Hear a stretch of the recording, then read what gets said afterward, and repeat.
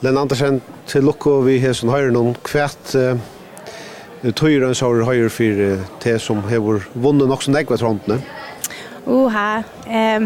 Det betyder ordentlig negv. Vi har faktisk ikke vunnet så negv før, men dette betyder negv. Det er virkelig deilig. Og den sønnaste utgaven til man vel alltid gledast for, eller hva ser det vi tøy? Jeg halte at som listafolk man alltid gledast for her man akkurat nu. Så ja, kan man säga.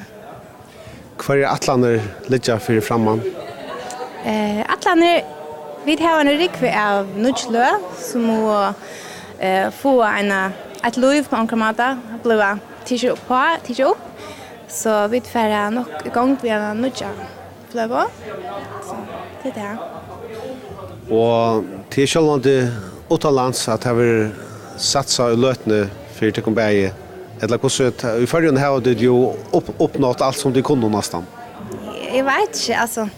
Jeg heldig at man skal ikke undervurdere førger, for det at førger luttler. Og jeg var eit å si at jeg er oppvoksen i Kanada, men det var ikke for å komme til førger at jeg for at synge av en paddle og skrive min egne lø og gjøre plater, så at førger luttler, men her henter en rikvo, og jeg vil gjerne gjøre alt som jeg kan her, eisene, og sånn utenlands eisene. Takk for Lena og til Lukko. Takk for det. Takk.